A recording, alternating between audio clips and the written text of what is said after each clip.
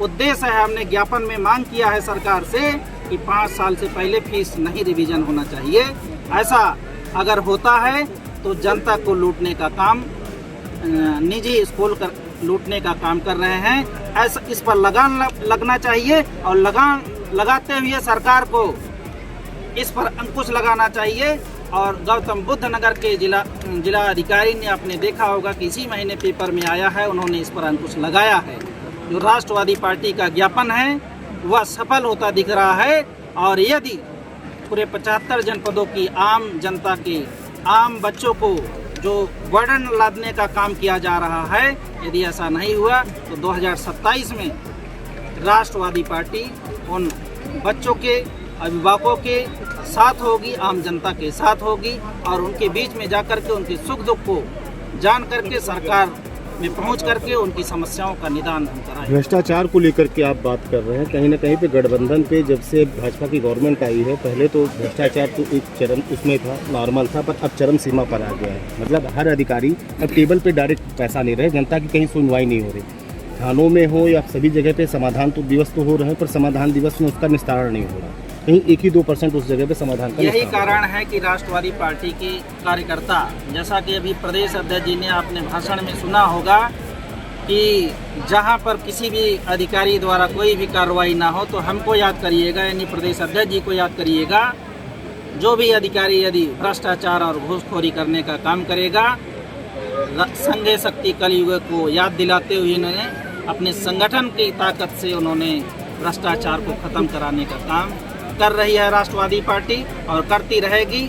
और सरकार में भी उपस्थिति होने के बाद राष्ट्रवादी पार्टी भ्रष्टाचार को और मजबूती के साथ भ्रष्टाचार को क्या पूरे देश में स्वास्थ्य और शिक्षा निःशुल्क नहीं होनी चाहिए? बिल्कुल होनी चाहिए, या राष्ट्रवादी पार्टी की मांग है।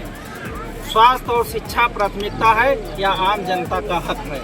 इसको सरकार को स्वास्थ्य और शिक्षा आप गठबंधन पर है, सरकार से कब बात करेंगे? लगातार देखिए, गठबंधन जब हुआ था तब हम एक सोच के साथ आए थे सरकार के साथ, और आज भी हम अपनी बात को पहुंचाने के लिए लड़ाई लड़ रहे हैं। तो क्या लग रहा है गठबंधन वालों को सुनाई नहीं हो रही है? आप तो देख रहे होंगे बहुत सारे गठबंधन वाले जो है कभी कभी वो नाराज होकर के जो है उनको मनाया जाता है। और आपने 2024 के चुनाव में क्या खत्म क्यों नहीं कर रहा है? गठबंधन अगर मजबूत होता तो 2024 के चुनाव में अकेली सरकार बना ना। तो गठबंधन खत्म क्यों नहीं कर रहे हैं? गठबंधन में फिर क्यों बने हुए हैं? अब अंतिम लड़ाई हमारी चल रही है और अंतिम लड़ाई हम लोग निर्णायक लड़ाई लड़ने का काम कर रहे हैं। यदि सरकार राष्ट्रवादी पार्टी की आवाज़ नहीं सुनती है, जो आम जनता की आवाज़ उठा रहे हैं, यदि राष्ट्रवादी पार्टी की आवाज़ सरकार नहीं सुनेगी तो आने वाले 2027 में दिखा देगी। भारत पाकिस्तान के युद्ध के बारे में बात कर लिया जाए। लगातार जिस तरीके से कल वहाँ पे दोनों देशों के बीच में समझौता हुआ, उसके बाद भी कल सीज फायर किया पाकिस्तान की लड़ाई जिस तरह से पहलगाम से शुरू हुई थी, माननीय मोदी जी के नेतृत्व में जिस तरीके से उनके द्वारा उठाया गया कदम और पूरे भारत में सर्वदलीय नेताओं के द्वारा राष्ट्रवाद में एकता का, अखंडता का जो दिखाई दिया है सर्वदलीय के साथ, चाहे वह संगठन वाले हों, चाहे सर्वदलीय नेता हों, चाहे वह किसी भी धर्म के लोग हों, राष्ट्रवाद के साथ हैं, एकजुट हैं। और उस तरीके से आपने देखा है जिस तरीके से पाकिस्तान को